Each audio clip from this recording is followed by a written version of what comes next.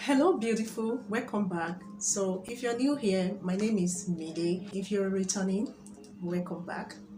Alright, so I installed my locks December 2021 and today is 29th of December 2022. So it's like a year now since I started my locks and I have started seeing some changes. This video is to encourage you that you're just starting out and to motivate those that are beginning to feel frustrated.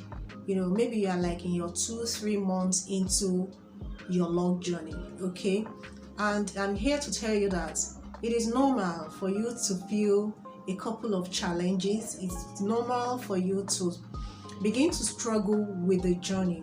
So here I have a couple of struggles that I had and how I'm beginning to find my way out of it to solve it. One of the struggles I had is the frizzy state of the hair, and when it set in, I didn't find it funny at all, though I was expecting it. But it is not the same as actually seeing and witnessing it. All right, most of the time you just want to look snatched, you want to look like put together, but your hair is not agreeing with that. Okay, so one of the things that I did to overcome that, I learned how to make up my face properly. Or if you are the beautiful type, you are good to go. Okay, another thing I started doing is that just because I'm carrying micro locks, so there's a way I can actually pack my hair that it does not really look that rough, just like I'm carrying it now.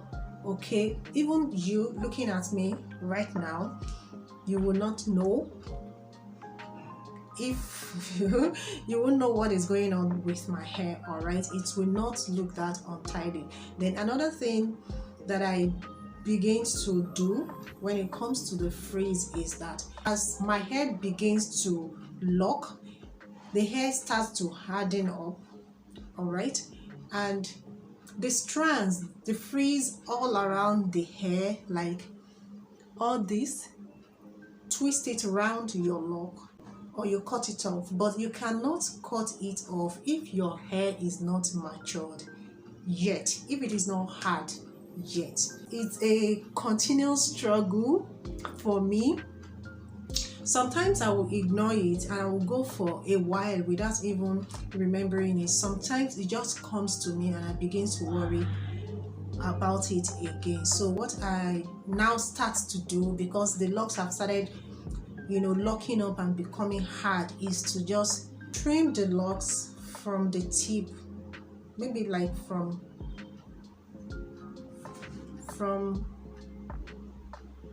the tip to like hair. Okay, but anyone that is close to the root, what I do is to twist it around the lock.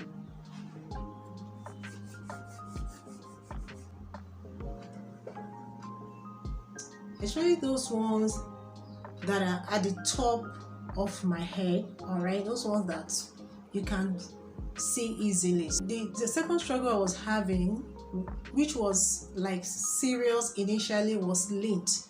Okay, these are the tiny particles from fibers, clothing, bedding materials, environments that get embedded into your locks and they refuse to come out. It usually makes your hair to look untidy. Okay, it looks as if you are dirty because they kind of stand out in your hair, in your locks. Okay, I've gotten to know how to get rid of that, to avoid it to some extent, like 80 to 90%. I have come to be able to do that, and I must say that in that area I have been quite successful because you can hardly see lint in my locks now.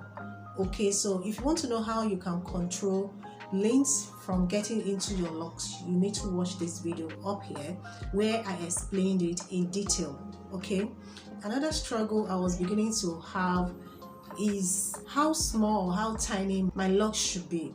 If you started your locks yourself, or if you want to start your locks yourself, your micro locks yourself, then you have to try as much as possible to make up your mind on the size that you want to keep, the size that you know is going to work for you, by putting into consideration how long you want your locks to be, whether tiny locks fit you or not, whether you will be able to maintain it yourself. If you are going to maintain your micro locks yourself, and you know your limits, you know your strengths, you know how busy or less busy that you are, which will determine how much that you have on your hair, because micro lock could be as much as 1,000 strands of locks on your hair if you have thick full hair, okay? But if you have fine texture hair, you could have as much as 400 up to 500, depending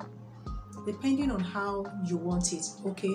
And you should know that the more you have, the smaller the locks are going to be. So when I started noticing other people's locks and the ones that I asked questions, because boy, there are some locks out there that are quite attractive, they are beautiful. So I met this guy. His locks were like 100 plus or thereabout. They weren't so tiny, but they were looking very neat, very neat. So I asked him how he was able to keep it that neat, and he told me how often he visits his loctician to maintain it, and he wanted me to know that if I want my locks to last long, then I should avoid tiny locks. That if you have tiny locks and you are maintaining it with interlocking techniques, that they might break off as time goes on, okay? And this is a saying that tends to be common among those people that I've been coming across. Like my sister has a very long lock, and she's one of the people that told me, yeah, interlocking techniques is so painful and it breaks your hair, No, it doesn't break hair, and it is not supposed to be painful. It will be painful if you interlock it too tightly. All right, it will be painful and it will break your hair off if you don't maintain it regularly, if you don't interlock your hair at the right time, appropriate time. If you leave it for far too long in between your retie, it will cause breakage and thinning. Tight interlocking will break your hair. That is one thing I have come to realize, because at a point when they were saying it was beginning to get to me, so I had to make my own research, and that is what I found out. Doing it the right way, I can control how tight my lock is going to be, all right, because I'm doing it myself. But any other person, a loctician, interlocking your hair might not get to know this, okay? And if you find out that, okay, if you know that you don't want tight interlocking, then you have to speak out and let the person know, or else he might not know, he or she might not know and do it too tightly. Like my sister was so adamant that interlocking is too painful, and I had to tell her, come, it is the person that did it for you that made it to be so.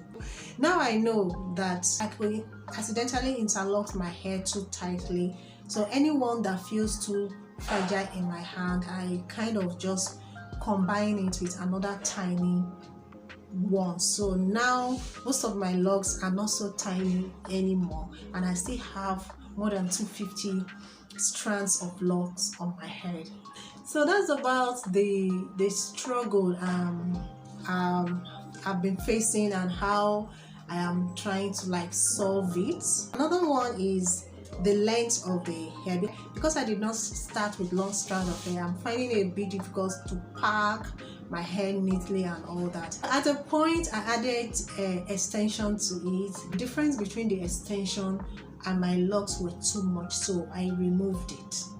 All right, I'm still on the lookout for the kind of extension that is going to fit my locks better, and I'm still going to do that.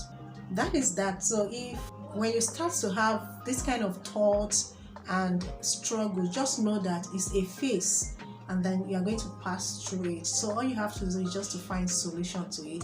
Sometimes I think of, oh, why don't I just lose this hair and just relax my hair, and then I remember the struggle that I had when my hair was loose, and the struggle that I had when the hair was penned, and then I came to conclusion that I don't think I want to go back to that struggle. I want to. So I started dealing with the one that I'm facing right now. Okay, at this point, at this stage, I am winning, and I'm sure that you're going to win as well. Okay, so thank you guys for tuning in once again. Stay blessed, stay beautiful, and be happy. I'll see you in my next video. Bye guys.